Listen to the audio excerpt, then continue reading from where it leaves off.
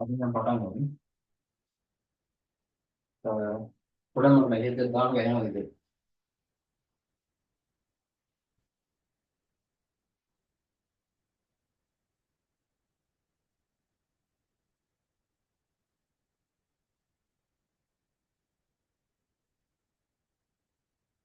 මෙහෙම හරිද? තමයි පටන් ගන්නවා. මුලින් ඉඳන්ම ඒ කියන්නේ පුංචිව දැන ඉඳන් මම කරන්නේ. ඒ කියන්නේ දැන් සතියක් නෑ. ඔව්. දවස් 6ක් වගේ ඉඳන් පටන් ගන්න ඒගොල්ලෝ විභාගේ. කොමර්ස් ටිකේ පේපර් එකට එන්න පුළුවන් මුලින් ඉඳන්ම කරන්නේ. මුල්ම පාඩම තියෙනවා. මුල්ම පාඩමෙන් එන්න පුළුවන් අනිවාර්ය ටික අගින් එන්න පුළුවන් අනිවාර්ය ටික වෙනකම් මම කරනවා. දැන් පළවෙනි පාඩම ඔයගොල්ලෝ දන්නවා. කියන ලේසිම පාඩම. ලේසිම පාඩම දැනගන්න එක අනිවාර්යයි. හරිද? ඕගොල්ලෝ ඒකේ මුලින්ම දැනගන්න මොනවද? නිෂ්පාදන ව්‍යාපාර සහ කියන්නේ භාණ්ඩ නිෂ්පාදන ව්‍යාපාර සහ සේවා නිෂ්පාදන ව්‍යාපාර. හරිද? ඕගොල්ලෝ මුලින්ම තියෙනවා භාණ්ඩ උවමාරු. මොකක්ද ඒ භාණ්ඩ උවමාරු කියන්නේ? මේක ඕනෙන් අහන්න පුළුවන්. භාණ්ඩ උවමාරුවට කියන තව නමක් විදිය මොකක්ද? බාටර් ක්‍රමය. මේකත් ඔයගොල්ලෝ වල තියෙන පුංචිම දෙයක්. හරිද? ඊළඟට මේක ඇතුලෙන් තව ඔයගොල්ලන්ගෙන් අහන්න පුළුවන් දෙයක් තමයි ව්‍යාපාර. ව්‍යාපාර කොටස් දෙකයි. ව්‍යාපාර කොටස් දෙකයි. මොනවාද? එක භාණ්ඩ නිෂ්පාදන ව්‍යාපාර තියෙනවා.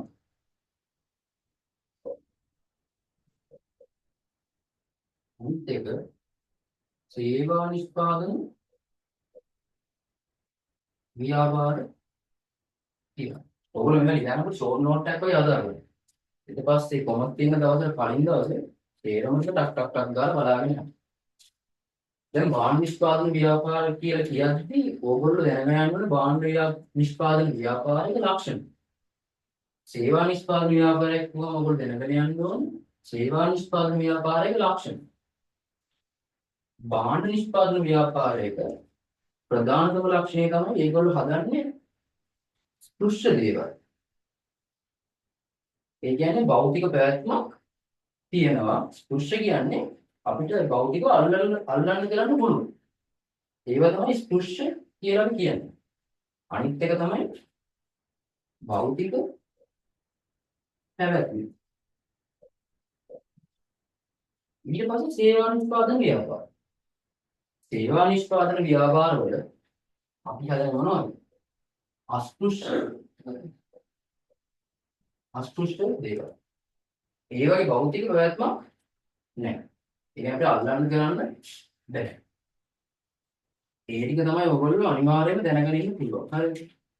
මම දැන් ඔයගොල්ලන්ට පළවෙනි පාඩමයි දෙවෙනි පාඩමයි එකතු කරලා පොඩි මයින්ඩ් මැප් එකක්. ඒ කියන්නේ විභාගයට කලින් ඔයගොල්ලන්ට අල්ලලා යන්න පුළුවන් විදිහේ මයින්ඩ් මැප් එකක් හදන විදිහ කියලා දෙන්නම්. මේ ටික එච්චර වැදගත් කියන්නේ දැන් ඕනේ මම මේකේ ඔය ඔක්කොම එකතු කරලා පොඩි මයින්ඩ් මැප් එකක් ගන්නවා.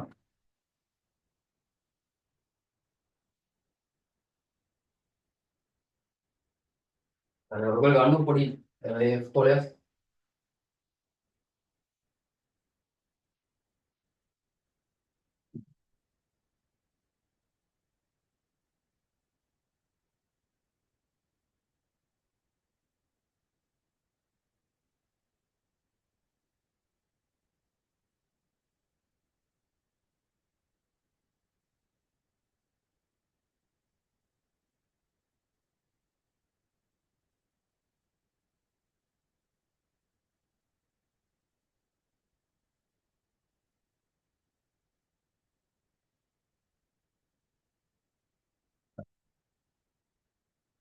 පළවෙනි පාඩමේ දෙවෙනි පාඩමේ දෙකේම අපේ තියරිය හැදලා තියෙන ව්‍යාපාර සම්බන්ධ. හරි. එතකොට අපි මයින්ඩ් මැප් එක ඕගොල්ලෝ ගන්න මුලින්ම කොලයක් අරගන්න. අනිවාර්යෙන් ගන්න හරි. කොලයක් ගත්තා. උඩින් ලියන්න මයින්ඩ් මැප් 1 and ඉතින් පළවෙනි පාඩම දෙවෙනි පාඩම මයින්ඩ් මැප් එක. හරි. මේකේ ව්‍යාපාර කියන එක වටා තමයි කියලිය හැදලා තියෙන්නේ. එතකොට ව්‍යාපාර කිව්වහම අපිට මුලින්ම මතක් වෙන්නේ අර මම මුලදීම කිව්වා වගේ නිෂ්පාදන ස්වභාවය. එක තමයි නිෂ්පාදන වල ස්වභාවය. හරි. නිෂ්පාදන ස්වභාවය මොකක්ද මම මීට කලින් කිව්වේ? භාණ්ඩ නිෂ්පාදන, සේවා නිෂ්පාදන. ඊට පස්සේ ව්‍යාපාරයක පරිසරය. මොකක්ද? ව්‍යාපාරයක පරිසරය. ව්‍යාපාරයක පරිසරය කොටස් දෙකකට බෙදෙනවා. ඕන මතකයි මේවා මතක් කරගන්න. මම මේ මතක් කරගන්න තමයි ඔයගොල්ලෝ මේවා කියන්නේ. හරිද? පරිසරයේ කොටස් දෙකයි. අභ්‍යන්තරයි බාහිර. හරිද? අභ්‍යන්තර පරිසරය කියන්නේ ව්‍යාපාරයේ ඇතුළේ. බාහිර පරිසරය කියන්නේ ව්‍යාපාරයෙන් පරිබාහිර. අභ්‍යන්තර පරිසරය කියන්නේ ව්‍යාපාරය ඇතුළේ. බාහිර පරිසරය කියන්නේ ව්‍යාපාරයේ පරිබාහිර. කියන්නේ ව්‍යාපාරයෙන් එළිය. මෙන්න මේ පරිසරයේ දෙදෙද්දී අපිට තව එකක් ඔලුවට එනවා. අභ්‍යන්තර පරිසරය ඇතුළේ අපිට හම්බ වෙනවා අවස්ථා ශක්තියින් දුර්වලකම්. එතකොට ඔයගොල්ලන්ට කේස් ස්ටඩි එකක් යන මුල්ම ප්‍රශ්නේ විදියට. එතකොට ඒකෙදී ශක්තියක් හරි දුර්වලතාවයක් හරි තෝරන්න කිව්වොත් මේකදී මේ සම්බන්ධතාවය වෙලා තියෙන්නේ ව්‍යාපාර පරිසරයේ ඇතුළේද එළියද කියලා බැලුවා නම් ඔයගොල්ලන්ට ඒක තේරුම් ගන්න පුළුවන්. දැන් ඒතර ශක්තියින් දුර්වලලා තියෙන අභ්‍යන්තර පරිසරය. කියන්නේ ව්‍යාපාරයේ ඇතුළේ. මෙහෙම ගත්තොත් අපි දැන් මෙහෙම ගමු. අභ්‍යන්තර පරිසරය කියන්නේ මෙන්න මේ ඇතුළේ තියෙන පොළ. මේ තමයි අභ්‍යන්තර පරිසරය. මේක තමයි බාහිර පරිසරය. මේ ඇවිල්ලා මේක ව්‍යාපාරය. මේ තියෙන ව්‍යාපාරය. ව්‍යාපාරයේ ඇතුළේ. ව්‍යාපාරයේ ඇතුළේ තමයි අභ්‍යන්තර පරිසරය. ව්‍යාපාරයෙන් පරිබාහිරව තමයි මේ කියන්නේ මේ ව්‍යාපාරය එළිය. ඒ කියන්නේ බාහිර පරිසරය.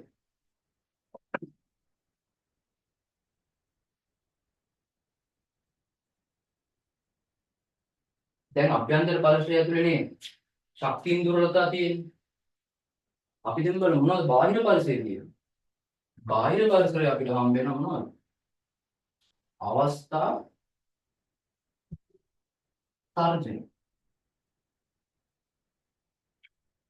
ඉතින් මතක තියාගන්න. අභ්‍යන්තර පරිසරයේ ශක්තියින් දුර්වලතා හම්බ වෙනවා. බාහිර පරිසරයේ අවස්ථා තර්ජන හම්බ වෙනවා. ඊට පස්සේ දැන් ඕගොල්ලෝ මේවා උදාහරණ අභ්‍යන්තර පරිසරයට උදාහරණ. බාහිර පරිසරයට උදාහරණ. හරි මේ පොතේ කියන දේවල් මම අමුතෙන් කියලා දෙන්න යන්නේ නැහැ. ඔයගොල්ලෝ කියන්නේ. අභ්‍යන්තර පරිසරයේ ඉන්නේ කවුද?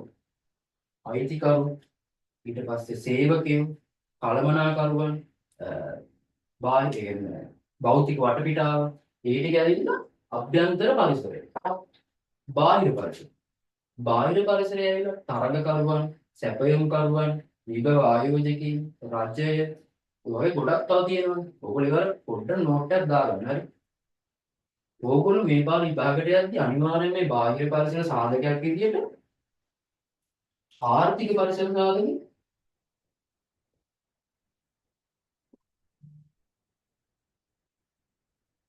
සාධකෙ පොඩ්ඩක් බලාගෙන යන්න. හරිද? ඊට පස්සේ දැන් මේ ව්‍යාපාරයක් ගත්තහම ඕගොල්ලන්ගෙන් ආයෙ අහන්න පුළුවන් දෙයක් තමයි ව්‍යාපාරයක අරමුණ. මොනවද? ව්‍යාපාරයේ ප්‍රධාන අරමුණ තියෙන්නේ දෙකයි. ව්‍යාපාරයේ ප්‍රධානතම අරමුණු දෙකයි. එක මොකක්ද? ලාභ ලැබීම. ලාභ ලැබීම තමයි ප්‍රධාන කාරණය. අනිත් එක තමයි මොකක්ද? පාරිභෝගික තෘප්තිය. පාරිභෝගික තෘප්තිය නැමීම තමයි අනිත් අරමුණ. හරිද? දැන් මේ මුළු පාඩම් දෙකක් එකපාර කරන්න යන්නේ. හරිද? දැන් ව්‍යාපාරික අරමුණ ඇවිල්ලා ලාභ ලැබීම පාරිභෝගික තෘප්තිය එන්න. එතකොටම අපි හිතන්න ඕනේ ව්‍යාපාරය පාරිභෝගික තෘප්තිය ඉගෙන ගන්නවන්න මොනවද කරන්නේ? එතකොට අපිට එන්න පුළුවන් මොනවද? අවශ්‍යතා හා වුවමනා. එහෙමයි. අවශ්‍යතා වුවමනා ඉදිරිපත් කිරීම වගේ පාරිභෝගික තෘප්තිය ඉගෙන ගන්න ව්‍යාපාරයකට පුළුවන්. මොනවද දැන් ඒතර අවශ්‍යතා කියන්නේ? මොනවද දැන් ඒතර වුවමනා කියන්නේ? අවශ්‍යතා කියන්නේ අපි ජීවත් වීම. අර ජීවත් වීමට කියන වචනේ අනිවාර්යයි. ජීවත් වීමට අනිවාර්යෙන්ම සපුරා ගන්න ඕන දේවල්. මොනවද දැන් අපි ආහාර ගන්න, සෞඛ්‍ය, එස අධ්‍යාපනය. ඒ උදාහරණ ඒ දේවල් මොනවද අවශ්‍යයි. වුවමනා කියන්නේ මොනවද? වුවමනා කියන්නේ මෙන්න මේ අවශ්‍යතා ටික අපි ඉටු කරගන්න විවිධ ආකාර. අවශ්‍යතා ඉටු කරගන්න විවිධ ආකාර. එහෙනම් මේක ඔයගොල්ලෝ ගහගෙන අන්තිමට කොමර්ස් තියෙන දවසට කලින් දවසේ මේ ටික සේරම බලනවා. ව්‍යාපාරය කියන්නේ මොකක්ද? ව්‍යාපාරයක් කියුවාම පරිසර සාධක දෙකයි. ආභ්‍යන්තර බාහිර. අභ්‍යන්තර පරිසර සාධක වල තමයි ශක්තිය දුර්වලතා තියෙන්නේ. බාහිර පරිසරයේ තමයි අවස්ථා තර්ජන තියෙන්නේ. මොනවද අභ්‍යන්තර පරිසරය කියන්නේ? බාහිර පරිසරය කියන්නේ මොකක්ද? ඒවල උදාහරණ මොනවද? ඔයගොල්ලෝ අර පොඩි මයින්ඩ් එක පොඩ්ඩක් හදාගන්න කොමර්ස් දවසේ කලින් දවසේ මේක හොඳට බලාගෙන යන්න. ඊට පස්සේ ව්‍යාපාර කටයුතු කරනවා. ව්‍යාපාර කටයුතු කරද්දී නිෂ්පාදනයක් නෙමෙයි. සාමාන්‍ය ව්‍යාපාරයක් නිෂ්පාදන ව්‍යාපාර, භාණ්ඩ නිෂ්පාදන ව්‍යාපාර, සේවා නිෂ්පාදන ව්‍යාපාර දෙකක්. එතකොට මේ නිෂ්පාදනයේට ඒගොල්ලෝ යම්කිසි සාධක ටිකක් පාදක කරගෙන තමයි නිෂ්පාදනය හදන්නේ. මොනවද? ඒ කියන්නේ ව්‍යාපාරයක මොනවද? ව්‍යාපාරයක නිෂ්පාදන සාධක. ව්‍යාපාරයක නිෂ්පාදන සාධක. මොනවද ව්‍යාපාරයක නිෂ්පාදන සාධක? ඔයගොල්ලෝ තියෙන්න ඕනේ. මේක අනිවාර්ය ප්‍රශ්නයක් විභාගෙ. නිෂ්පාදන සාධක කියන්නේ හතරයි තියෙන්නේ. භූමිය, ශ්‍රමය, ප්‍රාග්ධනය, ව්‍යවසාය. භූමිය කියන්නේ මොකක්ද? භූමිය කියන්නේ ව්‍යාපාරයේ නිෂ්පාදන කටයුතු යොදා ගන්නකොට ස්වභාව ධර්මයෙන් ලැබිච්ච දේවල්. ඒ කියන්නේ නිකම්ම ස්වභාව ධර්මයෙන් නිකම්ම ව්‍යාපාරයට ලැබෙන. හිරු වෙලි. දැන් කාර්බන් කියන ව්‍යාපාරයේ හිරු වෙලිය කියන්නේ ස්වභාව ධර්මයෙන් ලැබිච්ච දෙයක්. එතකොට හිරු වෙලිය කියන්නේ භූමිය. අපි උදාහරණයක් කියන්නේ හිරු වෙලිය. ඊට පස්සේ ශ්‍රමය. ශ්‍රමය කියන්නේ දැන් කාර්බන් නිෂ්පාදන ව්‍යාපාරයක්. ඒකේ ඉන්න සේවකයන්ගේ ශ්‍රමය. ශ්‍රමය කොටස් දෙකයි. මානසික ශ්‍රමය තියෙනවා. කායික ශ්‍රමය තියෙනවා. පෙලක් කට්ටිය ඔළුව වේසලා සල්ලි හම්බ කරනවා. පෙලක් කට්ටිය ඇඟ වේසලා කයෙන් ශ්‍රමය වේසලා තමයි සල්ලි හම්බ කරන්නේ. ඒක ශ්‍රමයේ ඒ දෙක මතක තියාගන්න. ප්‍රාග්ධනය. ප්‍රාග්ධනය කියන්නේ යම් කිසි දෙයක් මිනිසාගේ වැඩිගත් වීම. අපි දැන් යන්ත්‍රයක් ගත්තොත් හදන්නේ මිනිස්සුනේ. අන්න මිනිසාගේ මැදිහත් වීමෙන් සාධන ලබන දෙයක් ව්‍යාපාරයට යොදා ගන්නකොට අපි ඒකට කියනවා ප්‍රාග්ධනය කියලා. මේකට උදාහරණයක් යන්ත්‍රය. තේරුණාද? දැන් නිකන් හිස් බිමක් තියෙනවා. හිස් බිමක් තියෙද්දි ඒක භූමිය. හිස් බිමක් නිකන් ඔහේ තියෙන බිමක්. ඒක භූමිය. මිනිස්සු ටිකක් ඇවිල්ලා මේක ක්‍රීඩා පිටියක් කරනවා. එතකොට මොකද්ද? අන්න එතකොට ඒක ප්‍රාග්ධනය. මිනිස්සු පුංචි හරි මැදිහත් වීමක් වෙනවා නම් ඒක ප්‍රාග්ධනය. දැන් බලමු ව්‍යවසාය. ව්‍යවසාය කියන්නේ නවෝත්පාදනය කරනවා කියන්නේ ඔයාලා විභාග ප්‍රශ්නයක් මොකක් කර තිබ්බොත් අලුත් දෙයක් හදන එකක් ගැන ඒ කියන්නේ නව නිෂ්පාදනයක් මොනවාර අලුත් සිතුවිල්ල අලුත් ව්‍යාපාර අවස්ථාවක් කියලා නිකන් ප්‍රශ්නේ තිබ්බොත් ඔයාලා අනිවාර්යෙන් ඉගෙන ගන්න ඕනේ ව්‍යවසායකත්වයේ කියන උත්තරය.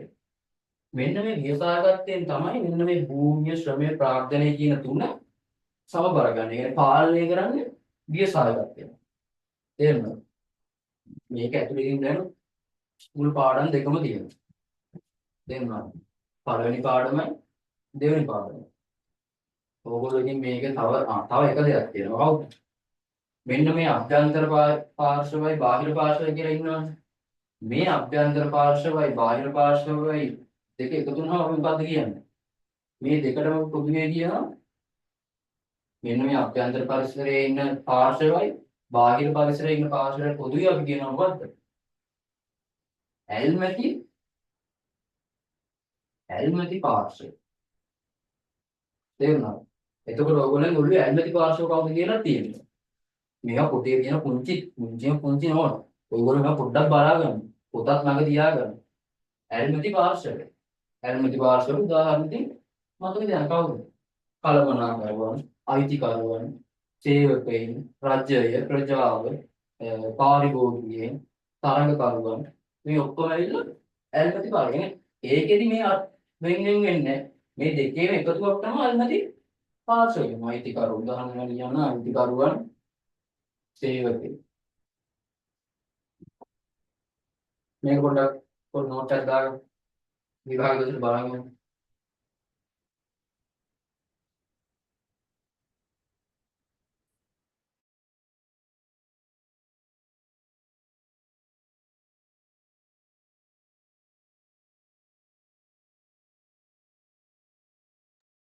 ඕගොල්ලෝ ස්ක්‍රීන්ෂොට් එකක් ගන්න නැත්නම් අපේ ටයිම් එක යනවා. අපරාධින් තව විෂය වලට ගියාම තවටක් තියෙනවා බලන්න. ස්ක්‍රීන්ෂොට් එකක් ගන්න.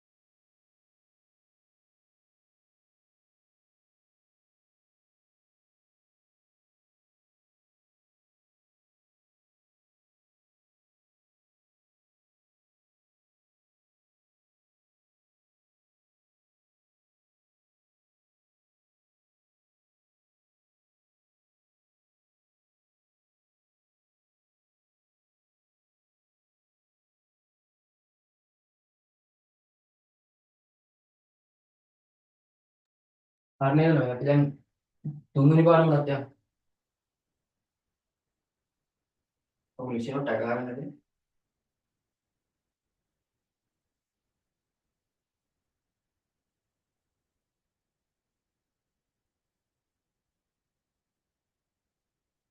හරිද මේ අද පුළුවන් විදිහට පාඩම් 3 4 5ක් විතර කරන්න බලමු. සතියෙම අපි පොඩ් ටයිම් එකක් ගන්න මුළු පාඩම් ටික ඔක්කොම කරගෙන යන්න. දැන් මේ ටික ගන්න පොතේ තියෙනවනේ. ඕගොල්ලන්ට අලුතින් කියලා දෙනවනම් accounting කියලා. මේ ටික පොත බැලුවොත් ඕගොල්ලන්ට දෙයක් කරගන්න පුළුවන්. දැන් අපි යමු ව්‍යාපාර සංවිධානය.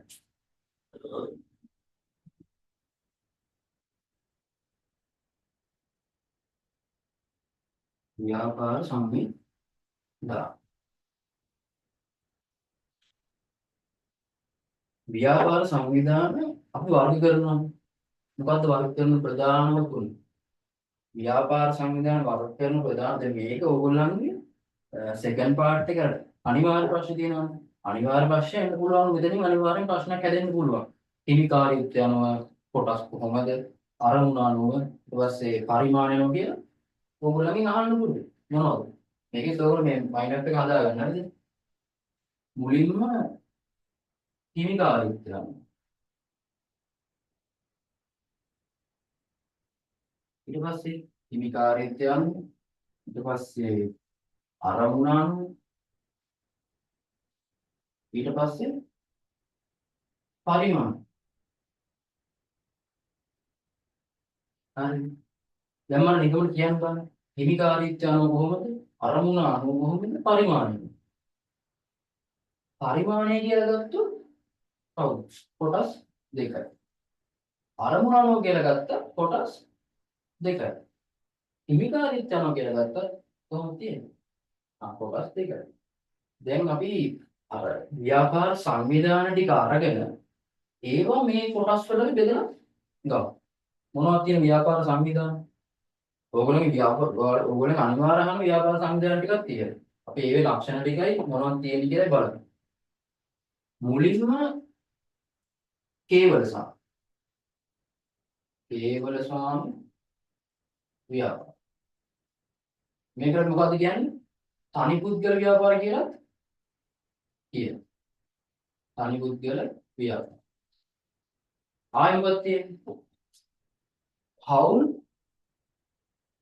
ව්‍යාපාර. මෙන්න මේකේ තමයි පොඩ්ඩක් වැඩිපුර දැනගන්න තියෙන්නේ. ව්‍යාපාර. ඊට පස්සේ තියෙනවා මොනවද? සංස්ථාවිත සමාන. ඊට පස්සේ තියෙනවා සමූපාකාර සමිති. ඊට පස්සේ තියෙනවා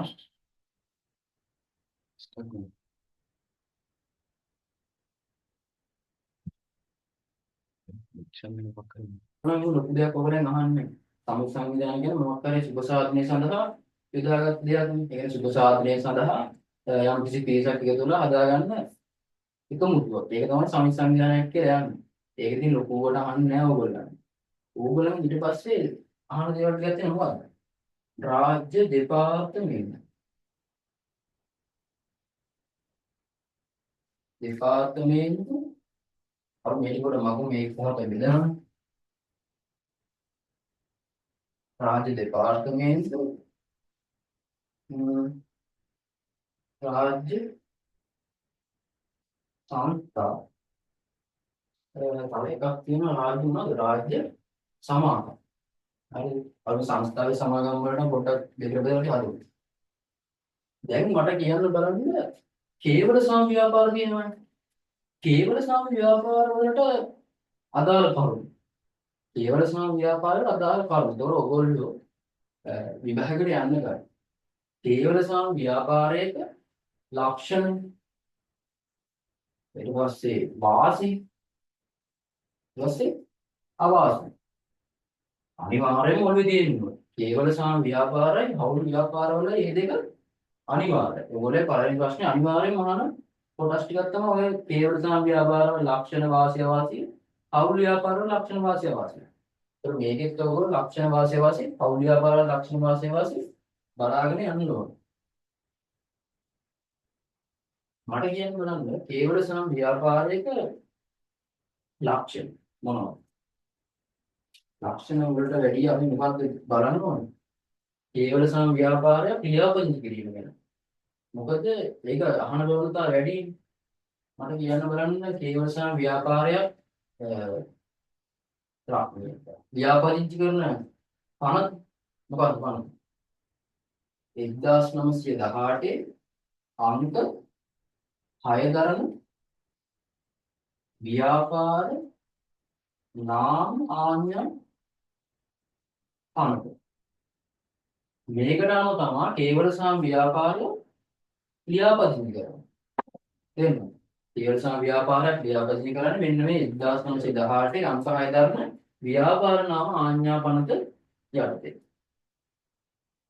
දැන් මේක මේ සාමාන්‍යයෙන් කේවල සාම ව්‍යාපාරයක ක්‍රියාපදිංචි අනිවාර්ය නැහැ. තේරුණාද? ක්‍රියාපදිංචි අනිවාර්ය නැහැ. හැබැයි ක්‍රියාපදිංචි කරනවා නම් මෙන්න මේක යටතේ ක්‍රියාපදිංචි කරන්න ඕනේ. එතකොට ක්‍රියාපදිංචි කරන්න ඕනේ කේවල සාම ව්‍යාපාරය පවත්වාගෙන යන්නේ අයිතිකරුගේ නමින්. මොකද? කේවල සාම ව්‍යාපාරය පවත්වාගෙන යන්නේ අයිතිකරුගේ නමින්. ඒ කියන්නේ මුළු නමින්. දැන් මගේ නම චිරන්ත දේශාන්. චිරන්ත දේශාන් ව්‍යාපාරය. චිරන්ත දේශාන් ව්‍යාපාරය කියලා පවත්වාගෙන යනවා ක්‍රියාපදිංචි අනිවාර්ය නැහැ. හැබැයි මම චිරන්ත ස්ටෝර්ස් කියලා පවත්වාගෙන යනවා.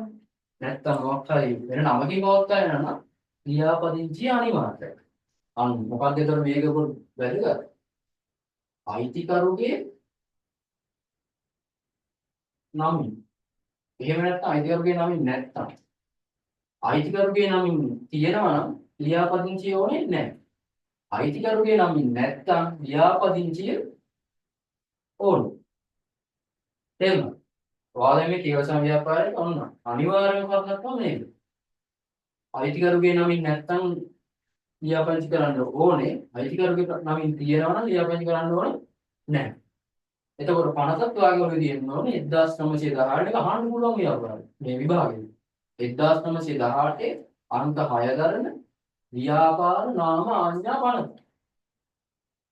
ඊට පස්සේ මේකේ වාසිය අවශ්‍යයි. ඒවනම් ඉතින් හරිම ලේසියෙන් හිතලා ලියන්න පුළුවන්. මොනවද වාසි? දැන් පවත්වාගෙන යන්නේ තනියම. ඒ කියන්නේ ලාභේ භුක්ති විඳින්න වෙන්නේ තනියම. එතකොට ඒක වාසියක්. ඊට පස්සේ කේවල සමව්‍යාපාරයක් ආරම්භ කරන්න පහසුයි. ඒක එතකොට වාසියක්. එන වාසි දෙකක් කියලා. පොතේ දෙන ඔයගොල්ලෝ පොඩ්ඩක් බලාගන්න. දැන් ගොඩාක් කියන වෙලා නැහැ. ඊට පස්සේ අවාසි මොනවද? ඒකම අනිත් පැත්ත හරවන්න පුළුවන්. දැන් ලාභ ලබන්නේ තනියම නම් අලාභ භුක්ති වෙන්නේ තනියම. ඊට පස්සේ අඛණ්ඩ පැවැත්මක් නැහැ. මොකද තනියෙන් පවත්වාගෙන යන්නේ අයිතිකරු දීර්ඝක්ෂරපත් වුණාට පස්සේ ආයේ ව්‍යාපාරය එතනින් ඉවරයි. ඉතින් ඔයගොල්ලෝ පොතේ දැන් මාතේ කරනවා පොතේ දැන් පෙරලන්න. පොත පෙරලගෙන බලන්න. දැන් මොනවද වාසි අවාසි මොනවද කියලා පොඩ්ඩක් බලාගෙන යන්න. මම දැන් ඊළඟට යනවා හවුල් ව්‍යාපාරය. හවුල් ව්‍යාපාරය.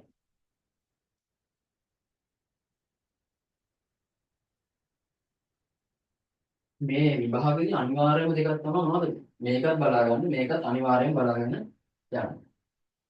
හවුල් ව්‍යාපාර වල මේ අදාළ 50 කීයක් තියෙනවා. කියන්නේ හවුල් ව්‍යාපාරයක් පවත්වාගෙන යනදී බලපාන 50. විභාගයේ අහන්න පුළුවන්. පිළිගහන කෙනාට අහන්න පුළුවන්. හවුල් ව්‍යාපාරයක් පවත්වාගෙන යනදී බලපාන 53ක් තියෙනවා. හොඳට මතක තියාගන්න. මොනවද තුනේ? මෙන්න මේ එකක් තමයි මෙන්න මේ ඊට පස්සේ මුලින්ම ගමු 2007 අංක 7 දරන සමාගම් පන.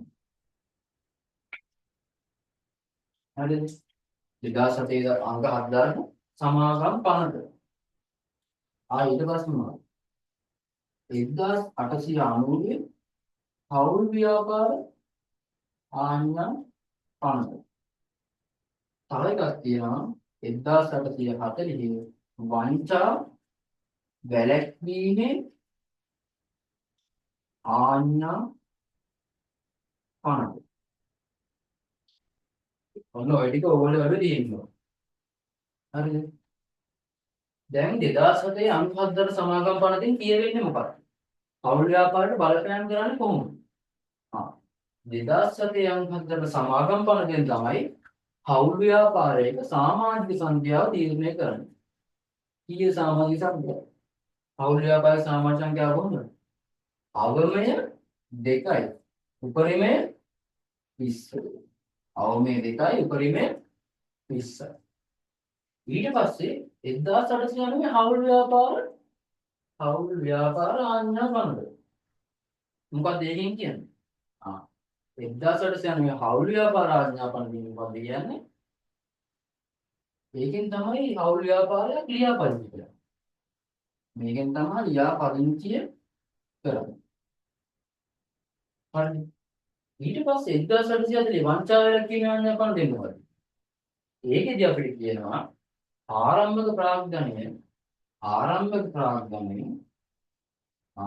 ප්‍රාග්ධනය 1000කට වැඩි නම් ලිඛිත කිවිසුමකින් ආරම්භ කරන්න ඕනේ කියලා. මොකද්ද? ආරම්භක ප්‍රාග්ධනය 1000කට වැඩි නම් ලිඛිත කිවිසුමකින් අපි ආරම්භ කරන්න ඕනේ. දැන් මේක පොඩ්ඩක් ඔයගොල්ලෝ නෝට් එකක් දාගන්න බලන්න.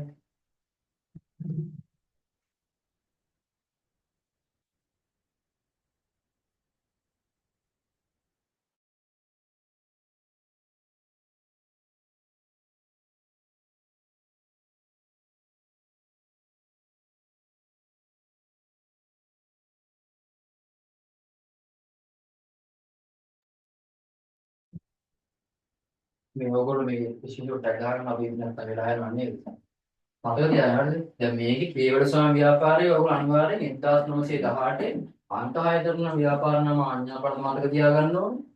පෞල් ව්‍යාපාරයක 2007 අංක 7 දාන සමාගම් පනත 1890 හවුල් ව්‍යාපාර නාම ආඥා පනත 1840 වංචා වැළැක්වීමේ ආඥා පනත කියන පනත් ටික මතක තියාගන්න ඕනේ. එතකොට මේ කියන දේවල් ඔයගොල්ලෝ තියෙනවා. දැන් මේකෙන් කී 2007 අංක 7 සමාගම් පනතෙන් සාමාජික සංඛ්‍යාව 2යි 36 අතර.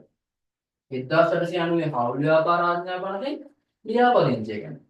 1840 වංචා වැළැක්වීමේකෙන් අවම ප්‍රාග්ධනය 18 වැඩි නම් ලිඛිත කිවිසුමක් කියනවා. ඊට පස්සේ දැන් ඔන්න අපි දැන් ඔන්න සමා ව්‍යාපාර සංවිධාන දෙකක් ඉවරයි. අපි යමු දැන් සංස්ථාපිත සමාගම් වල. හරි. සංස්ථාපිත සමාගම්. මොනවා සංස්ථාපිත සමාගම්? සංස්ථාපිත සමාගම්. ඕන පොතේ ලං සංස්ථාපිත සමාගමේ මොකක්ද තියෙන පනත? ඒ කියන්නේ ඒකට පනතක් තියෙනවා. මේ හැම එකටම පනතක් මොකක් හරි තියෙනවා. ඔයගොල්ලෝ කොච්චරකින් දීලා තියෙන්නේ? කේවල සමාගමකට දීලා තියෙනවා. අවුල් වලට දීලා සමාගම් වලට දීලා තියෙනවා. මේකේ සමුපාල වලට දීලා තියෙනවා. සංස්ථාපිත සමාගම ලියාපදිංචි කරන්න මොකක්ද තේරෙන්නේ?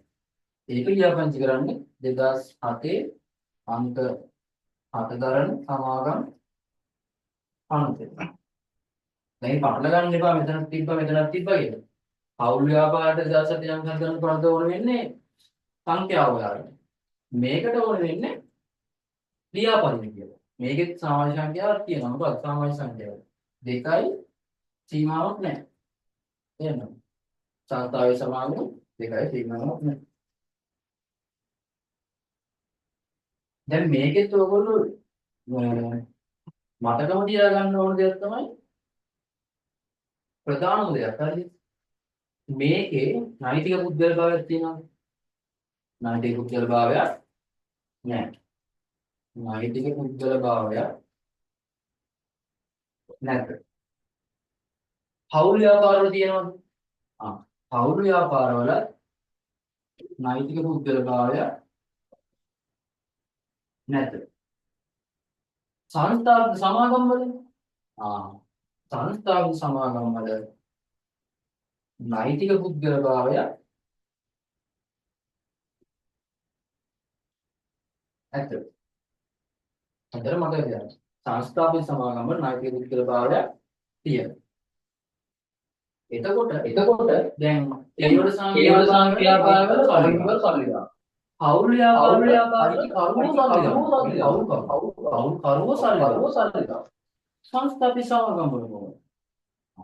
සංස්ථාපිත සමාගම් වල කොටස් නිකුත් කිරීම මගින් ප්‍රාග්ධනය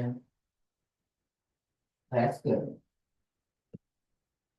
කොටස් නිකුත් කිරීම මගින් තමයි මේ සංස්ථාපිත සමාගම ප්‍රාග්ධනය රැස් කරගන්නේ. ඔයගොල්ලෝ සමාගමක ඉදිරියොන්න පොඩි නෝට් එකක් තමයි ඕක.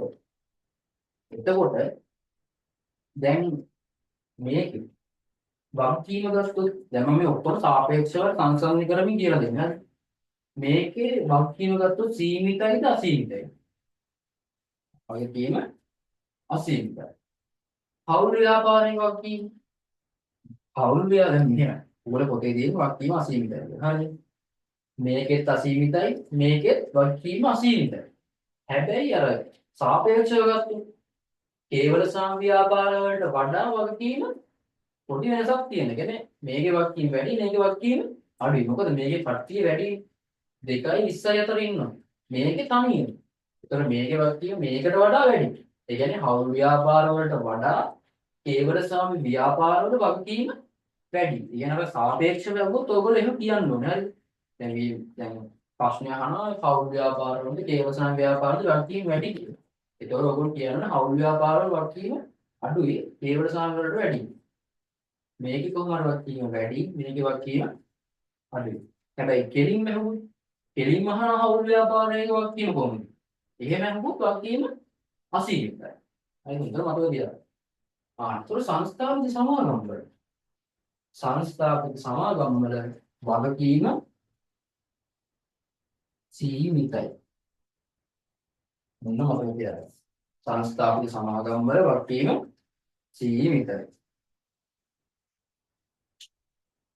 ඒතකොට ඒගොල්ලෝ වගකීමට බැඳී ඉන්නේ අර දත්ත මිලදී ගත්ත කොටස් වල අගේට විතරයි. ඒ කියන්නේ මේ සමාගමකට සම්බන්ධ වෙන්නේ කොටස් මිලදී ගැනීමෙන්නේ. කොටස් මිලදීගෙන තමයි සමාගමකට සම්බන්ධ වෙන්නේ. අර කොටස් මිලදී ගන්න ගානට අයිතියක් තියෙනවා සමාගමකට. ඒ වගේම අර කොටස් මිලදී ගත්ත ගානට තමයි වගකීමෙනුත් බැඳෙන්නේ. කොටස් මිලදී ගත්ත ගානට අයිතිය හිමි වෙනවා සමාගමකට. ඒ ගත්ත කොටස් වල ගානටම තමයි වගකීමට බැඳෙන්නේ. ඒකට මේ ටික තමයි සමාගම කර ප්‍රධානතම කරුණු ටික. වාසිය ඉතින් ඔයගොල්ලෝ පොඩ්ඩක් අධ්‍යයනය කරන්න. නිකන් කියන්නේ පොතේ තියෙන 34 35 පිටුවල පොඩ්ඩක් ඔයගොල්ලෝ බලන්න. සංස්ථාවේ සමාගම් වල වාසිය ලක්ෂණ ටික මතක තියාගන්න. නැත්තම් මේක ඔයගොල්ලෝ මෙහෙම කරන්න. එක ව්‍යාපාර සංවිධානයෙන් ගන්න කේවල සාමි හවුල් ව්‍යාපාරය මතක තියාගන්න. හොඳටම බලාගන්න. ඒකට සාපේක්ෂව සංස්ථාවේ සමාගම් පොඩ්ඩක් දාලා බලන්න. දැන් මේකේ අඛණ්ඩ පැවැත්මක් තියෙනවද නැද්ද? කේවල සාමිනේ. කේවල සාමිනේ අඛණ්ඩ පැවැත්මක් නැහැ. එතකොට සමාගම් වල කොහොමද? අඛණ්ඩ පැවැත්මක් තියෙනවා. ඒ කොටස් කරුවෝ ගොඩාක් ඉන්නවනේ. එක කොටස් කරුවෙක් වෙනවා කියලා ව්‍යාපාරෙම නැති වෙනවද? නැහැ. එක කොටස් කරුවෙක් නැති වුණාම තව කොටස් කරුවෝ අපි ඇති කරගන්න පුළුවන්. එතකොට අඛණ්ඩ පැවැත්මක් සංස්ථාවේ සමාගම් වලට තියෙනවා. ඊට පස්සේ වගකීම සීමා සහිතයි කියන එක ලක්ෂණය. ඊට පස්සේ අධ්‍යක්ෂක මණ්ඩලයක් තමයි කළමනාකරණය කරන්නේ. ඒක පොඩ්ඩක් ඔයගොල්ලෝ බලන්න. ඊට පස්සේ මම යනවා සමූපාකාර සමිති වලට. මොනවද සමූපාකාර සමිති? දැන් ඉන්න ළමයි ගොඩාක් වරද්ද ගන්න දෙයක් තමයි සමූපාකාර සමිති. ගොඩක් අය හිතනවා සමූපාකාර සමිති කියන්නේ රජයේ එකක් කියලා. මොකද්ද? සමූපාකාර සමිති කියන්නේ රජයේ එකක් කියලා හිතනවා. ඒ වුණාට සමූපාකාර සමිති කියන්නේ මොකද්ද? පෞද්ගලිකාංශයේ ව්‍යාපාර. පෞද්ගලිකාංශයේ ව්‍යාපාර සංවිධානයක්.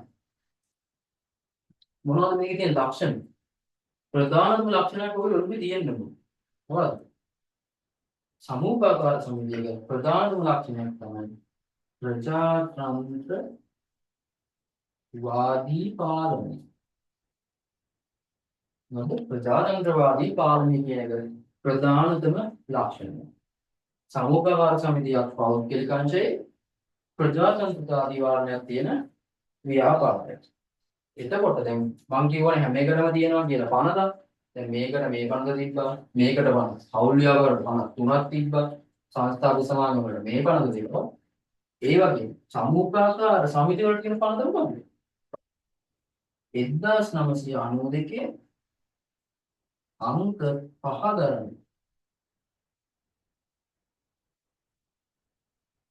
කියන්නේ සමූපාකාර සමිති පනත.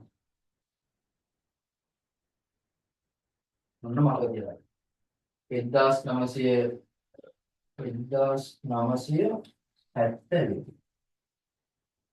1972 අංක 5 දරන සමූපාකාර සමිති පනත.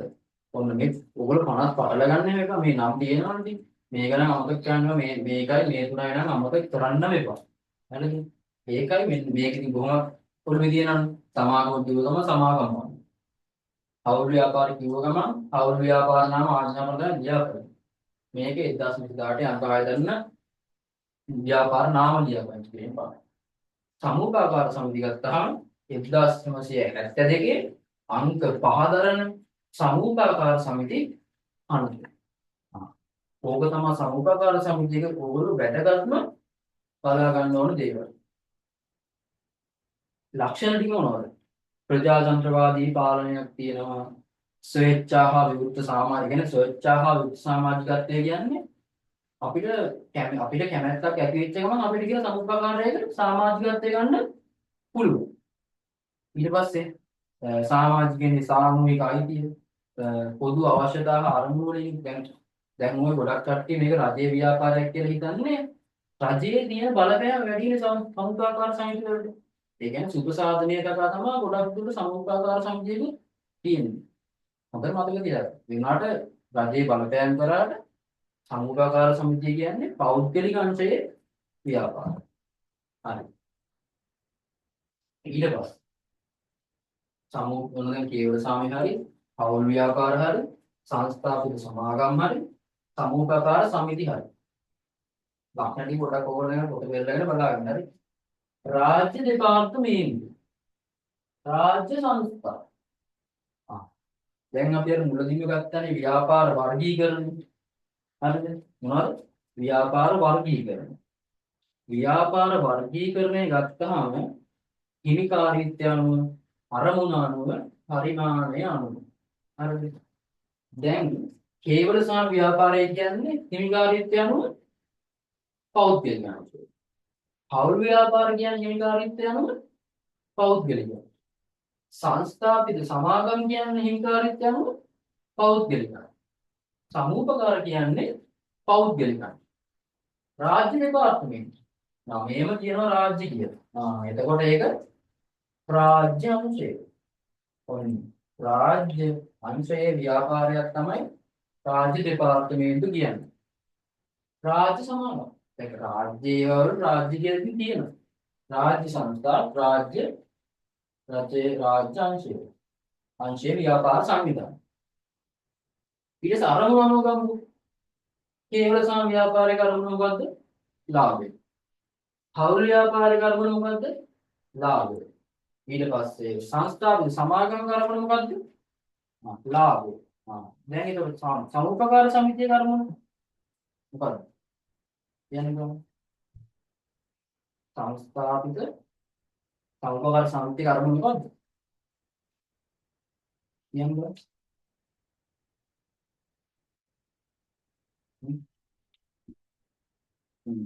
ඒකෙත් ලාභෙම තමයි. ඊට පස්සේ රාජ්‍ය දෙපාර්තමේන්තුව ලාභෙද? නෑ. ඒ ලාභ අරමුණක් නෑ. ඒකෙත් නෑ. රාජ්‍ය සංස්ථාවල ලාභ තියෙනවා. ඒකේ තියෙනවා. ඊට පස්සේ ආයතන වර්ගීකරණය. ඊට පස්සේ වර්ගීකරණය පරිමාණය. පරිමාණය අනුව නම් ඉතින් මේක අනිකුත්කරන්නේ. එතකොට සුළු පරිමාණ ව්‍යාපාර. පෞල් ව්‍යාපාර සුළු හා මධ්‍ය පරිමාණ. රාජ්‍ය සමාගම් කියන්නේ මහා පරිමාණ. ඒ කියන්නේ පරිමාණ කොටස් දෙකයි. සුළු හා මධ්‍ය පරිමාණ, මහා පරිමාණ. ඒක නම් ඉතින් පොඩ්ඩක් වෙනස් ඉතින් ඒක බලන්න. ඒ කියන්නේ මේවට බෙදන්න අමාරුයි. අර සේවක සංඛ්‍යාව අඩුයි. සුළු හා මධ්‍ය පරිමාණ ව්‍යාපාර සේවක සංඛ්‍යාව අඩුයි. මහා පරිමාණ ව්‍යාපාර සේවක සංඛ්‍යාව වැඩි. සුළු හා මධ්‍ය පරිමාණ ව්‍යාපාර ප්‍රාග්ධනය අඩුයි. මහා පරිමාණ ව්‍යාපාර ප්‍රාග්ධනය වැඩි. මේ මර සංසරණය කරලා ලියන්න. දැන් අපි බලමු රාජ්‍ය දෙපාර්තමේන්තුව. දැන් ඔය වේඩිගේ පොඩි නෝට් එකක් දාගත්තා. දාගන්න පොඩි නෝට් එකක් ඔය තව ඉතුරු පොඩි.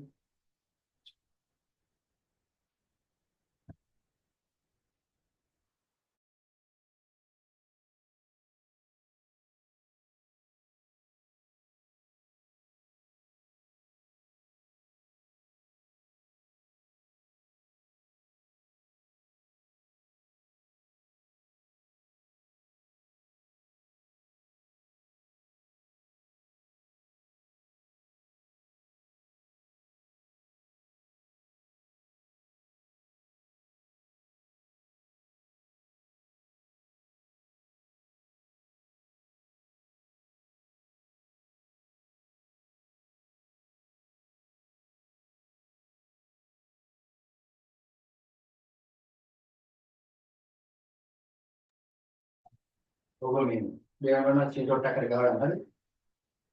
මේ මම ලාභය පොඩ්ඩක් කියදී මෙතන කේවල සංව්‍යාපාර ලාභය, පෞල් ව්‍යාපාර වල ලාභය, අරමුණ ලාභය, සංස්ථාපක සමාගම් වල අරමුණ ලාභය, සමුපාකාර සමිතිවල ලාභය නෙමෙයි අරමුණ. හරිද? ඒගොල්ලෝගේ සුබ සාධනේ තමයි අරමුණ. මේ මතක තියාගන්න සමුපාකාර සමිති පෞල් දෙකක් දැන් මතක තියාගන්න.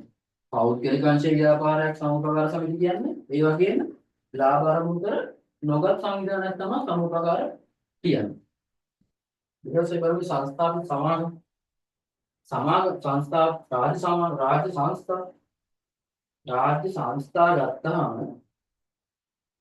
ඕගොල්ලෝ මතක තියාගන්න ඕන දෙයක් තමයි මේක ඇති වෙලා තියෙන්නේ. ඒ කියන්නේ රාජ්‍ය සංස්ථා කියන එක ඇති වෙලා තියෙන්නේ මොකක් මතද? විශේෂ හෝ පොදු පාර්ලිමේන්තු පනත යටතේ. මේක තමයි විශේෂ. හරිද? ඕගොල්ලෝ මේ රාජ්‍ය සංස්ථා කිව්වම මතක තියාගන්න ඕනේ මේක ඇති වෙලා තියෙන්නේ විශේෂ හෝ පොදු පාර්ලිමේන්තු පනතක් යටතේ කියන එක තමයි ඕගොල්ලෝ මතක තියාගන්න. මේක තව නම් තියෙනවා. හරි. මෙන්න මේ රාජ්‍ය සංස්ථා වලට තව නම් තියෙනවා. මොනවද? රාජ්‍ය සංස්ථා වලට කියන තව නම් මොනවද? නීතිගත සංස්ථා. හරි. නීතිගත සංස්ථා. තමයි. කොමිෂන්. කොමිෂන්. කොමිෂන්. जैसे අධිකාරිය. පොඩි පොඩි නම් ටිකක් තියෙන අධිකාරිය තියෙනවා. මණ්ඩලය, කාර්යාංශය ඔය පොඩි පොඩි නම් ටිකක් තමයි තියෙන්නේ. ඒ ටික තමයි ඉතින් ඔයගොල්ලෝ එතනදී බලා ගන්න. හරිද? ඒකේ ලක්ෂණ මොනවද? රාජ්‍ය සංස්ථාවල ලක්ෂණ. රාජ්‍ය සංස්ථාවල ලක්ෂණ වෙන්නේ දැන් අයිතිය රජේ නම් පාලනය කරන්නේ කවුද? රාජ්‍ය සංස්ථාව පාලනය කරන්නේ රජයමයි. ඒතර අයිතිය හා පාලනය රජයේ සතුයි. එතකොට රාජ්‍ය සංස්ථාවද අයිතිය හා පාලනය රජයේ සතුයි. අයිතිය හා පාලනය රජයේ සතුයි. ඊට පස්සේ නෛතික පුද්ගල භාවයක් තියෙනවද? නෛතික පුද්ගල භාවයක් නැත්te මෙන්න මේ කේවලසාමි හවුරු සංස්ථාවේ සමාගම් වලට විතරයි. හරිද? අනිත් ඔක්කොම නෛතික පුද්ගල භාවය මේක නෛතික. මේ දෙකට තමයි නෛතික පුද්ගල භාවය නැත්නම් කේවලසාමි හවුරු වලට. අනිත් ඒවාට නෛතික පුද්ගල භාවය තියෙනවා. මොකද නෛතික පුද්ගල භාවය කියන්නේ? අර නීතිය ඉදිරියේ ව්‍යාපාරේ නමින් පෙනී හිටින්න පුළුවන්. මේවට එහෙම නෑ. හවුල් ව්‍යාපාර වලටයි කේවලසාමි වලටයි එහෙම බෑ. සමාගම් වලින් පරිණාමයට ගිය තමයි ව්‍යාපාරේ නමින් නීතිය ඉදිරියේ පෙනී හිටින්න පුළුවන්. හොඳට මතක තියාගන්න. හරිද? දැන් එතන මේකේ ලක්ෂණ ටිකක් අහුවොත් මොනවද? අයිතිය හා පාලනය රජයේ සතුයි. ඊට පස්සේ නෛතික පුද්ගල භාවයක් තියෙනවා. විශේෂ හෝ පොදු පනතක් යටතේ ආරම්භ වෙලා තියෙනවා. ඊට පස්සේ අපි ගමු රාජ්‍ය දෙපාර්තමේන්තුව. මොනවද දෙපාර්තමේන්තුව වල ආරක් තියෙනවා? අධ්‍යාපන දෙපාර්තමේන්තුව, තුන්වෙනි දෙපාර්තමේන්තුව, තැපැල් දෙපාර්තමේන්තුව අහලා තියෙනවනේ. ඒකත් රජයේ අංශයේ. රාජ්‍ය දෙපාර්තමේන්තුව කියන්නේ රජයේ එකක්. එතකොට ඒකේ ලක්ෂණයක් තමයි අයිතිය හා පාලනය රාජ්‍යය සතුයි. අයිතිය හා පාලනය රජය සතුයි. අඛණ්ඩ පැවැත්මක් තියෙනවා. දැන් තැපැල් දෙපාර්තමේන්තුව, දුම්රිය දෙපාර්තමේන්තුව අපි ඉපදෙන්න කලින් ඉඳන් තියෙන්නේ. එතකොට ඒකේ පැවැත්ම අඛණ්ඩව තියෙනවා. අපේ පස්සේ ආයෙ තියෙනවා. ඒගොල්ලෝ තියෙන මොකද අඛණ්ඩව පැවැත්ම දීර්ඝ කාලීනව තියෙනවා. මේකට අඛණ්ඩ පැවැත්මක් තියෙනවා. තව අඛණ්ඩ පැවැත්මක් තියෙන එකක් තමයි සංස්ථාපිත සමාගම් සමුපකාර සමිති ඔය ඔක්කොටම ඒ සමුපකාරයේ කොයි කාරණා වෙන එකද? හැම දෙයකම අඛණ්ඩ පැවැත්මක් තියෙනවා. අඛණ්ඩ පැවැත්මක් නැත්තේ කේවලසාමි හවුල් ව්‍යාපාර වලට විතරයි. අනිත් ඒවාට අඛණ්ඩ පැවැත්මක් තියෙනවා. ඊට පස්සේ ඕගොල්ලෝ ඉතින් මේකේ වාසිය අවශ්‍ය පොඩ්ඩක් බලන්න. මේක තමයි ඉතින් ව්‍යාපාර සංවිධානය කියන්නේ ඉවෙනි පාඩම. ඕගොල්ලන්ගේ තුන්වෙනි පාඩම. තව ඕන පොඩ්ඩක් මේකේ අවාසි මොනවද කියන්නේ රාජ්‍ය දෙපා ඒ පොඩට වෙනස් අවාසි ටිකක් තියෙනවා. දැන් රජයේ සේවක පිරිස වැඩි නේද? රජයේ සේවක පිරිස ගොඩක් වැඩි හින්දා රැකියා අවස්ථා ප්‍රමාණය සමසයි. ඒ කියන්නේ ඒක වාසියක්. එතකොට ඒ රැකියාවේ ගොඩක් කට්ටිය ඉන්න එක මොකද්ද වෙන්නේ? දැන් රැකියා ගොඩක් දෙන එක වාසිය. ඉන්න ජනතාවට වාසිය රැකියාව ගොඩක් හම්බ වෙනවා. හැබැයි එහෙම රැකියාව ගොඩක් ඇවිල්ලා කට්ටිය වැඩි වුණාම මොකද වෙන්නේ? කට්ටිය වැඩි වුණාම ඒක අවාසියක් වෙනවා. ඒක ඔයගොල්ලෝ ලිය. ඒ කියන්නේ ඒකට මොකද්ද කියන්නේ? සේවා නියෝගී අතිරික්ත සේවක ප්‍රමාණය වැඩි වීම නිසා ශ්‍රම පිරිවැය වැඩි වෙනවා. තේරුණාද? ඒ කියන්නේ අර සේවක සංඛ්‍යාව වැඩි වෙන ශ්‍රම පිරිවැය වැඩි වෙනවා. ඒ කියන්නේ ඒගොල්ලෝ ගෙවන්න දෙන වැටුප් ප්‍රමාණය වැඩි. ඕගොල්ලෝ මතක තියාගන්න. හරිද? මේක තමයි ඉතින් ඕගොල්ලන්ගේ තුන්වෙනි පාඩමේ සමගිය. හරිද? පොඩි මතක් කිරීමක් ඉතින් දැන් මම මේ සතියේම ඕගොල්ලන්ට මුලින් දැන් මේ පළවෙනි පාඩම් තුන දැන් ඔන්න ඉවරයි. ඕගොල්ලෝ account ටික නම් මම හොඳටම කරනවා. මේ ටික ඉතින් අර පොතේ තියෙනවා පොඩක් ඕගොල්ලෝ බලා ගන්නත් පුළුවන්. ගහන මේ ස්ක්‍රීන්ෂොට් එකක් පොඩ්ඩක්.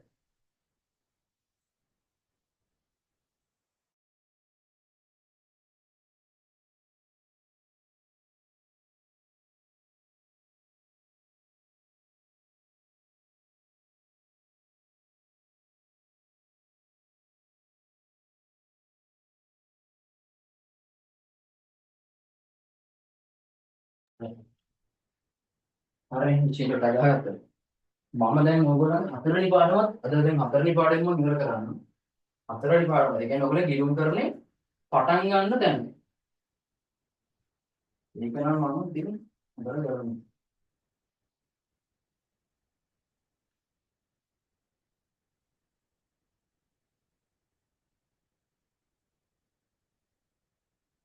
මොකද මේ හතරවෙනි පාඩම ගිලුම් කරන්නේ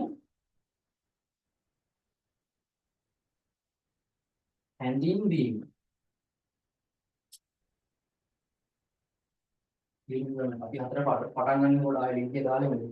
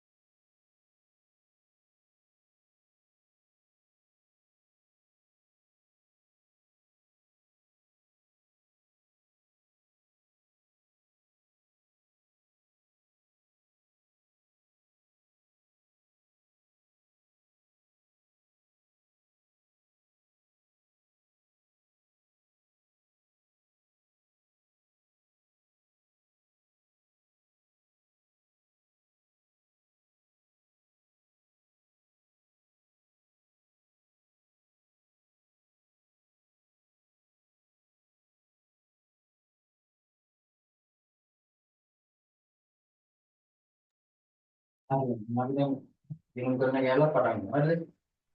ගිලුම් කරනවා. මොකක්ද ගිලුම් කරන්නේ කියන්නේ? ගිලුම් කරන්නේ කියන එක ඒකත් ඔයගොල්ලෝ ගොල්ලෝ ඉගෙන ඕන දෙයක්. ගිලුම් කරන්නේ යනු. ගිලුම් කරන්නේ යනු. මොකක්ද ගිලුම් කරන්නේ කියන්නේ?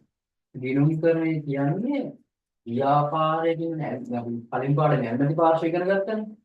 ඒ නැති පාර්ශවයන්ට අනාගත තොරතුරු يعني ව්‍යාපාරය ගැන හරි ඒගොල්ලන්ගේ තොරතුරු හරි මොනවා හරි තොරතුරු තීරණ ගන්න අපි කියන්නේ මොකක් හරි තීරණයක් ගන්න මොනවා හරි දෙයක් අධ්‍යයනය කරනවානේ.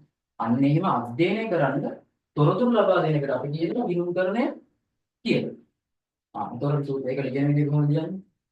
ව්‍යාපාරයක් කෙරෙහි ඇල්මක් දක්වන පාර්ශව වලට තීරණය ගැනීම සඳහා තොරතුරු සැපයීමේ ක්‍රියාවලිය. ඇල්මැති පාර්ශව වලට ඇල්මැති පාර්ශව තීරණ ගැනීමට තොරතුරු සැපයීමේ ක්‍රියාවලිය තමයි ගිණුම්කරණය කියන්නේ. ඒ ගිණුම්කරණය යන කියලා ගත්තොත් ඕගොල්ලෝ ලියන්න ඕනේ. ඇල්මැති පාර්ශවයන්ට තීරණ ගන්න තොරතුරු සැපීමේ ක්‍රියාවලිය කියලා ලියන්න. ඊට පස්සේ ඕගොල්ලන්ගේ ඔළුවේ තියෙන්න ඕනේ ගිණුම් කරන මූලධර්ම. මූලිකාංග ගිණුම් කරන මූලිකාංග මොනවාද ගිණුම් කරන මූලිකාංග? ගිණුම් කරන මූලිකාංග පහක් තියෙනවා. මොනවාද? 1 2 3 4 5. වත්කම් මොනවද මම ලියන්නේ මගේ පිළිවෙලකට හරි. වත්කම් වියදම් ආදායම් වගකීම් හිමිකම්. මේ මොනවද? ගිණුම් කරන මූලිකාංග. වත්කම් ගිණුම් තියෙනවා, වියදම් ගිණුම් තියෙනවා, ආදායම් ගිණුම් තියෙනවා, වගකීම් ගිණුම් තියෙනවා, හිමිකම් ගිණුම් තියෙනවා. දැන් එතකොට ඕගොල්ලන්ගේ ඔළුවේ තියෙන්න ඕනේ මේ වත්කම් ගිණුම්, වියදම් ගිණුම්, මේ ගිණුම් අඩු වීම කොහොමද වැඩි වීම කොහොමද? අඩු වීම කොහොමද? වැඩි වීම කොහොමද? මෙන්න මේ වත්කම් වියදම් ගිණුම්. වත්කම් ගිණුමුයි වියදම් ගිණුම්. මේ ගිණුම් දෙකේ වැඩි වීම අපි හර කියලා කියනවා. අඩු වීම දර කියලා කියනවා. හරිද? ඔය හර බැර ඉන්නේ මොකද? ඊළඟ පාඩේ. ඒකෙන් ඉස්සරහා නම් මෙතන කියන්නේ. මොනවා මෙන්න මේ ගිණුම T ගිණුම ගත්තොත් මේ පැත්ත හර මේ පැත්ත දර පැත්ත. තේරුණා? එතකොට වත්කම් වියදම් ගිණුම් දෙකේ වැඩි වීම හර අඩු වීම දර. ඊට පස්සේ ආදායම් වගකීම් හිමිකම්. මේ ගිණුම් වර්ග තුනම වැඩි වීම දර. අඩු වීම හර. තේරුණා? මේ දින ගිණුම් කරන මූලිකාංග වත්කම් වියදම් ආදායම් වගකීම් හිමිකම්. වත්කම් වියදම් වැඩි වීම හර. අඩු වීම දර. ආදායම් වගකීම් හිමිකම් වැඩි වීම දර. අඩු වීම හර. මේක ඔයගොල්ලෝ ඔළුවේ තියෙන්න ඕන හරි. දැන් ඔය ගිණුම් කරන්නේ ඊට පස්සේ ගිණුම් කරන්නේ දැන් ඔය මූලිකාංග හරි. ඊට පස්සේ මේකේ පොඩි හැඳින්වීමක් ගන්න ඕනේ. මොනවද වත්කම් කියන්නේ? මොනවද වියදම් කියන්නේ? ආදායම් වගකීම් හිමිකම්. ඔන්න ඊළඟට එන කොටස. අපි ගමුකෝ වත්කම් මෙතන ගමුකෝ වත්කම් වියදම් ආදායම් වගකීම් හිමිකම්. ඕගොල්ලන්ගේ වත්කම් වලටයි වගකීම් වලටයි ලක්ෂණයි නිර්වචනය දීලා තියෙනවා. අනිත් ඒවාට එහෙම ලොකුවට දෙයක් නැහැ. වත්කම් වලටයි වගකීම් වලට. ඔයගොල්ලෝ ඔළුවේ තියාගන්න ඕන තේරෙයි.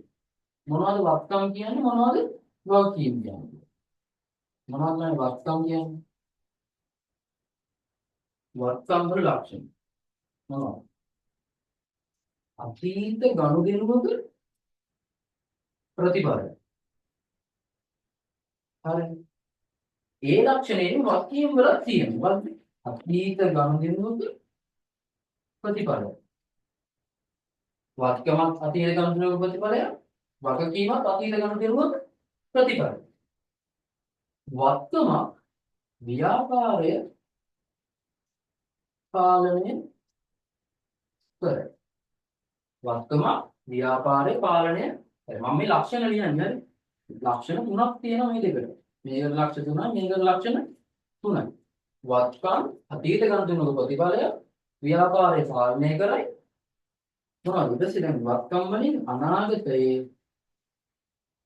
ආර්ථික ප්‍රතිලාභ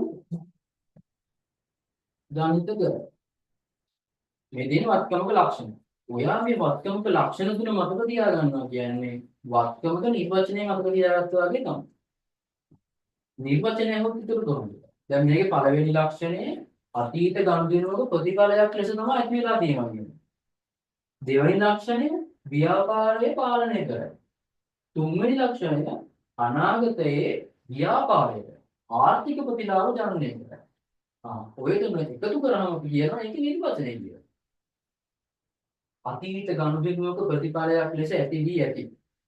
ව්‍යාපාරයේ විසින් පාලන වර්තමානයේ ව්‍යාපාරයේ විසින් පාලනය කරන අනාගතයේ ආර්ථික ප්‍රතිලාභ ජනනය කරන දෑ වත්කම්ය. ආයපාරක් මාතේ කියන්නේ අතීත ගනුදෙනුවක ප්‍රතිඵලයක් ලෙස ඇති වී ඇති ව්‍යාපාරයේ විසින් පාලනය කරන අනාගතයේ ආර්ථික ප්‍රතිලාභ ජනනය කරන දෑ අපි වත්කම් කියලා හඳුන්වනවා. ඔන්න ඒක තමයි එතකොට වත්කම් වල ලක්ෂණ ටිකයි නිර්වචනය. ඊට පස්සේ ඕගොල්ලන්ගේ ඔළුවේ තියෙනවා මොකක්ද? වගකීම්.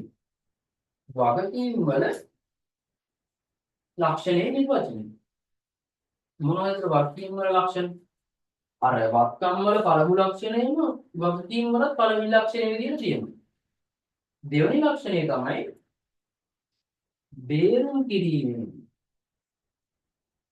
බේරුම් කිරීමේදී ව්‍යාපාරයේ සම්පත් පිටතට ගලා යයි. ඒ කියන්නේ මෙහෙම වත්කම් කියන එකට උදාහරණයක් විදිහට අපි ගමුකෝ ලීබඩු. වත්කමක් තමයි ලීබඩු කියන්නේ. හරිද? අතීත ගනුදෙනුවක ප්‍රතිඵලයක්.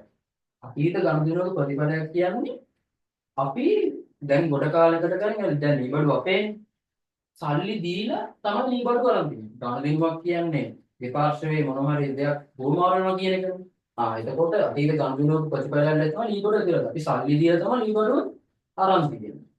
ඊට පස්සේ ව්‍යාපාරය පාලනය කරයි. අර ව්‍යාපාර ලීබඩු අයිති අපිට. ඉතින් පාලනය කරන්නේ අපි. අනාගත ආර්ථික ප්‍රතිලාභ ගන්නය කරයි. දැන් ඔය මේ දැන් ලීබඩු කියලා මේසෙ කියලා හිතමු. මේසෙ ඉඳලා දැන් ඕගොල්ලෝ ආයෙත් සල්ලි කියලා මේසයක් ගන්නවා. දැන් ඕගොල්ලෙන් ක්ලාස් එකක් කරනවා. එතකොට ඕගොල්ලෝ ක්ලාස් එක ගන්න අර මේසෙ උඩ ඉඳලා. එතකොට ඕගොල්ලන්ට ඒක ආර්ථික ප්‍රතිලාභය. තේරුණාද? එතකොට ඒ වත්කම්. දැන් වගකීම් ගමුකෝ. වගකීම කියන එකත් ඇතිලා තියෙන්නේ අතීත ගනුදෙනු ප්‍රතිඵලයන්නේ. අපි අර මෙතන වත්කම් ඇති වෙන්නේ මුදල් දීලා ගත්තාම. වගකීමක් ඇති වෙන්නේ අපි ණයට දීලා ගත්තාම. අපි දැන් ලීබඩු කියන්නේ අපි මොන හරි දෙයක් ගන්නවා ණයට. සල්ලි දෙන්නේ නැහැ. එතකොටත් ගනුදෙනුවක් වෙනවා. හැබැයි වගකීමක් තමයි ඇති වෙන්නේ. එතකොට අතීත ගනුදෙනු ප්‍රතිඵලයන් ලෙස තමයි වගකීමක් ඇතිලා තියෙන්නේ. එහෙම. බේරුම් කිරීමේදී ව්‍යාපාරයේ සම්පත් පිටතට යනවා. ඒ කියන්නේ මොකක්ද? බේරුම් කරනවා කියන්නේ අර වගකීමකට අපි ආයි සල්ලි දෙනවා කියන එකනේ. සල්ලි දෙනකොට ව්‍යාපාරයේ වත්කම අඩු වෙනවා. කියන්නේ ව්‍යාපාරයේ ඇතුලේ තියෙන සල්ලි තමයි අපි අර වගකීම බේරුම් කරන්න ගෙවන්නේ. එතකොට බේරුම් කිරීමේදී ව්‍යාපාරයේ සම්පත් පිටතට ගන්නවා යනවා. අන්තිම ලක්ෂණය වර්තමාන බැඳීම හරි. වර්තමාන බැඳීමක් ඉතින් ඒකම එකතු කරලා මේ තුන දැන් මේ තුන එකතු කරලා වර්තමානක් යනු කියලා ලියන්න පුළුවන් වගේ තමයි. මේ තුන එකතු කරලා වර්තමානක් යනු කියලා ලියන්න පුළුවන්. මේකෙන් ওই ටික තමයි මතක තියාගන්න ඕනේ. මේ දෙක නම් ඔයගොල්ලෝ මතක තියාගන්න ඕන අනිවාර්යයෙන්. ඔයගොල්ලන්ගේ අහන්න පුළුවන් වර්තමානක ලක්ෂණ හරි වාක්‍යයක ලක්ෂණ හරි අහන්න පුළුවන්. අනිත් දෙක නම් නිර්වචන නැහැ ඉතින්. වියදමයි ආදායමයි අතරින් අපිට ගන්න තියෙන්නේ ලාභය. ලාභ හොයන සූත්‍රය. ලාභය සමානයි ආදායම වෙන වියදම. තේරෙනවද? ඕක තමයි එතනින් ගන්න තියෙන්නේ. හිමිකම කියන්නේ ඉතින් මොනවද? අයිතිකරුගේ අර ව්‍යාපාරයක හිමිකරුවන් වෙනුවෙන් පවතින වත්කම් කරනවා. දැන් මෙහෙමනේ. දැන් මම ඔයාලට සමීකරණ නිකම්ම ලියන්නේ. දැන් සමීකරණය ඇවිල්ලා වත්කම් සමානයි හිමිකම ධන වගකීම. එතකොට වත්කම් කියන දේ හැදිලා තියෙන්නේ මෙන්න මේ හිමිකම කියන එකයි වගකීම් කියන දේ එක දෙක. මේ හිමිකම කියන්නේ අයිතිකරුම දාපු දේවල්. හරිද? අයිතිකරුගේම දේවල්. අයිතිකරුගේම සල්ලි වලින් දාපු දේවල්. වගකීම කියන්නේ අපි ණයට ගත්ත දේවල්. එතකොට වත්කම් හැදිලා තියෙන්නේ අපි හිමිකම වලින් අපේම දේවල් දාලායි ණයටත් තුට්ටක් දාලා. එතකොට වත්කම් හැදෙනකොට අපේ දේවලුත් තියෙනවා ණයට ගත්ත දේවලුත් තියෙනවා. එතකොට හිමිකම කියන එක හැදලා තියෙන්නේ අපේම දේවල් වලින් හිතෙනවා. තේරෙනවද? සාමාන්‍යයෙන් අපි හිමිකම හොයන්නේ කොහොමද කරන්නේ? වත්කම් වලින් වත්කම් අඩු වෙනවා. මේක මේ පැත්තට පන්නනවා. හිමිකම සමානයි වත් වත්කම් දින වගකීම. තේරෙනවද? වත්කම් වලින් වගකීම අඩු කරාම හිමිකම තියෙනවා. ඕක ඔයගොල්ලන්ගේ මේ ෆස්ට් පාර්ට් එකේ අර අන්තිම ප්‍රශ්න වල අහන්න පුළුවන්. අයිතිකරුගේ හිමිකම. අයිතිකරුගේ හිමිකම අහද්දී එක්කෝ මෙන්න මෙහෙම මුළුවත්කම් වලින් මුළුවක්කීම් අඩු කරන්න ඕනේ. එහෙම නැත්නම් ඉතින් ප්‍රාග්ධනයේට ලාභක දෙක. එතනදී මම කියලා දෙන්නම්. දැන් මෙතන අනුව හිමිකම හොයන්නේ වත්කම් වලින් වගකීම් අඩු කරනවා. ඒක ඉතින් ඔයගොල්ලෝ මතක තියාගන්න ඕනේ. දැන් මම ඔයගොල්ලන්ට පොඩ්ඩක් නිකන් අර ගිණුම් ටිකක් ලියලා මේ මොන ගිණුම්ද කියලා කියන්න. ඔයගොල්ලෝ දැන් මට මේ ඉතින් ඔයගොල්ලෝ ගෙදර ඉඳන් මේවට ගිණුම් මාර්ග ටික කියන්න. හරිද? විදුලි ගාස්තු. හරි. විදුලි ගාස්තු කියන්නේ මොන ගිණුමක්ද? ආ මේ තියෙන්නේ මූලිකාංග. මේ තමයි ඔයගොල්ලෝ ඔළුවේ මෙන්න මේ මූලිකාංගات එක්ක මෙන්න මේ හරවැර කියන එක ඔළුවේ තියෙන්නම ඕනේ. ගිණුම් කරන්නේ කරනවා. හරිද? මුලින්ම විදුලි ගාස්තු. විදුලි ගාස්තු වලට අපි කියන මොන ගිණුමක්ද? වියදම් ගිණුම. සාමාන්‍යයෙන් වියදම් ගිණුමක් කියන්නේ ව්‍යාපාරයේ දෙයක් ඇතුළට එන්නේ නැතුව එළියට යනවා. ඒ කියන්නේ ව්‍යාපාරයෙන් දැන් කොහොම හිතන්නකෝ ලීබර් මිලට ගද්දී වත්කමක් එළියට ගිහින් වත්කමක් ඇතුළට ආවනේ. ඒ කියන්නේ මුදල් කියන වත්කම එළියට ගියා ලීබර් කියන වත්කම ඇතුළට ආවා. එතකොට කිසි ප්‍රශ්නයක් වුණේ නැහැ. වත්කම ගැටිලා අගය ශුන්‍ය බිඳුව. වියදම් කියන්නේ එහෙම නෙමෙයි. දැන් අර ගත්ත ලීබඩු තියෙනවා. ඒ ලීබඩු ෂෙයා වෙනවා. ලීබඩු ෂෙයා වෙද්දී අර්ජෙන්ටක් ව්‍යාපාරය ඇතුළට එනවද නැත්නම් කෙලින්ම ව්‍යාපාරය එළියට යනවද? ෂෙයා කියන්නේ ව්‍යාපාරයෙන් එළියට යන දෙයක්. එළියට කියන්නේ අර ලීබඩුවේ අගය අඩු වෙනවා. ඒගොල්ලෝ එහෙම මතක තියාගන්න. ඒ කියන්නේ ව්‍යාපාරය ඇතුළට දෙයක් එන්නේ නැහැ වත්කමක් විදියට. කෙලින්ම දෙයක් එළියට යනවා. ඒක තමයි වියදම් කියන්නේ. හරිද? ඊට පස්සේ බැංකු ණය ගමු. බැංකු ණය කියන්නේ අපි ගත්තාම ආයෙත් අපි ගෙවන්න බැඳිලා ඉන්නවා. අපි දෙයක් මොකක් හරි දෙයකට බැඳෙනවා කියන්නේ ඒක වගකීමක් වෙනවා. දැන් මේ වත්කමුයි වගකීම් වල ජංගම දෙනවා මේක ඉස්සරහට අපාර වෙනවා. හරි. ඒතකොට මේක වියදම්. බැංකු ණය කියන්නේ වගකීම. රක්ෂණය ගමු. රක්ෂණයේදී මොකද වෙන්නේ? අපි රක්ෂණ වාරිකේ ගෙවනවා. මුදල් එළියට යනවා. මුකුත් ඇතුළට එනවද? නේ. ඒවා වියදම්. ඊට පස්සේ ප්‍රාග්ධනය. ප්‍රාග්ධනය කියන්නේ මොන ගිණුමක්ද? හිමිකම්. ඒ කියන්නේ අර දැන් ප්‍රාග්ධනය දැන් ඔන්න ඔයගොල්ලෝ ගානක් දෙනවා ව්‍යාපාරයේ අයිතිකරු අමතර ප්‍රාග්ධනය දුවා. එතකොට මොකද වෙන්නේ? ව්‍යාපාරයේ හිමිකම තමයි වැඩි වෙන්නේ. වගකීමක්ද? නෑනේ. කෙලින්ම වත්කම වැඩි වෙනවා මුදල් කියලා. හිමිකම වැඩි වෙනවා කෙලින්ම අර ගාව ගන්න. එතකොට මේක දැන් මම කියවා වත්කම ඇදලා තියෙන්නේ හිමිකමයි වගකීම එකතු වෙලා. දැන් අර අමතර ප්‍රාර්ථනීය දුවම හිමිකම වැඩි වෙන්නේ තමයි වත්කම වැඩි වෙන්නේ. වගකීම සම්බන්ධ වෙනවද? නෑ. එතකොට හිමිකම විතරක් වැඩි වෙනවා කියන්නේ ඒක අයිතිකරුගේම දෙයක්. එතකොට ඒවා අයිතිකරුගේම දේවල් අපි හිමිකම් කියලා කියනවා. ප්‍රාර්ථනය කියන්නේ හිමිකම් ගිණුම. විකුණුම් කියන්නේ ආදායම. විකුණුම් කියන්නේ ආදායම් ගිණුම.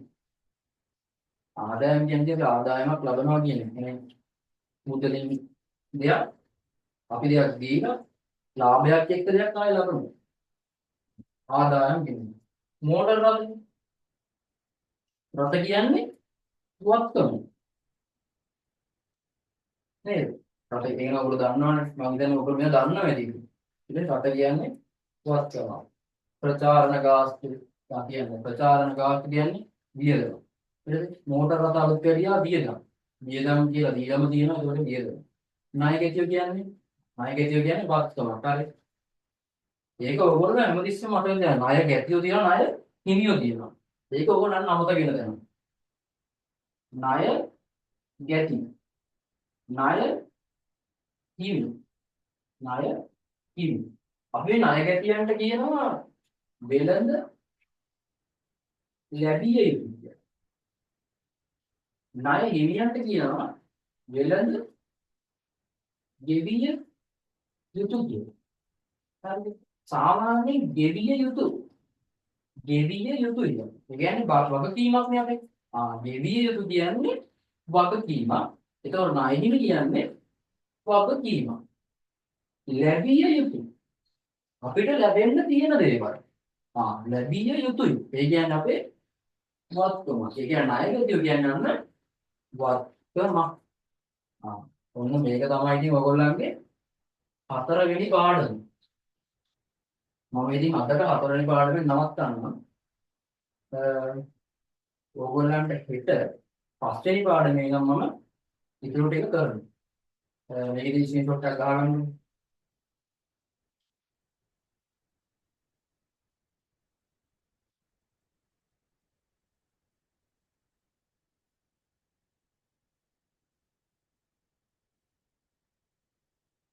හරි ගහගත්තා.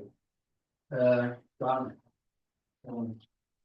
හරි එහෙනම් මම දැනට මේක නවත්තනවා. හෙට ආයේ හෙටත් අපි 7:00 7:30 අතර පස්වෙනි පාඩමේ නම් ඉතුරු ටික කරන්න.